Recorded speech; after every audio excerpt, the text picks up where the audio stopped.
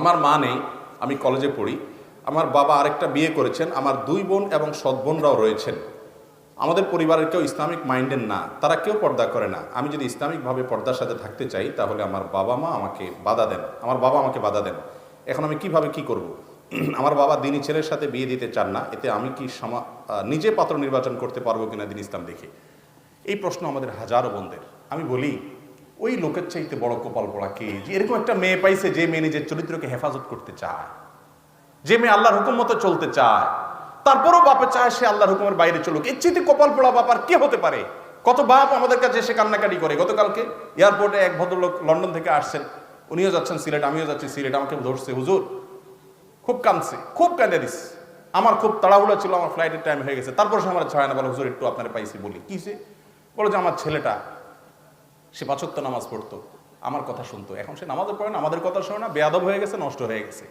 আমাদের স্বামী স্ত্রীর জীবনটা জাহান্নাম হয়ে গেছে, জীবন্ত কষ্টের চোটে। তো যে মা বাপ সন্তান আগে থেকে মানুষ হয়ে গেছে, আল্লাহর পথে চলতে চায়, তাকে বাধা দেয়, এর চেয়ে কপাল পোড়া মা বাপ আর নাই।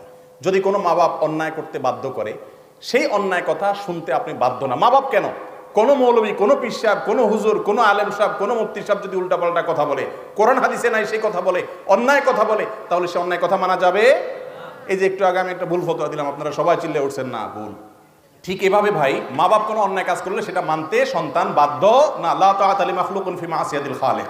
আরেকটা কথা হলো, মা বাপ যদি মেয়েকে বা ছেলেকে বেদিন ছেলের সাথে মেয়ের সাথে বিয়ে দেবে, পয়সা ছাড়া আর কিছু বুঝে না, তাহলে সন্তানের রাইট আছে ওই মা বাপকে এড়িয়ে অন্য কোনো অভিভাবক, ইমাম সাহেব বা গুরুত্বপূর্ণ মান্যগণ্য এলাকার কোনো ব্যক্তিকে অভিভাবক বানিয়ে উপযুক্ত পাত্রের কাছে বিয়ে করা। কারণ যে মা বাবার কাছে দিনদারির কোনো গুরুত্ব নাই, শরীয়ত তার অভিভাবকত্ব থেকে হরণ করে। কথা কি বুঝতে পারছি? তবে এই বিষয়ে আমার এই মাসআলা শুনে কেউ সিদ্ধান্ত নেবেন না, খবরদার।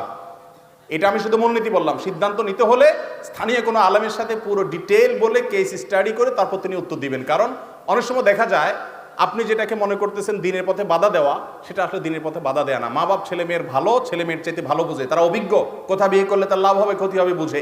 এই জন্য আপনি খুব সহজেই তাদেরকে বদ্দিন এটা বানানোর অধিকার নাই। জাযাকুমুল্লাহ খাইর।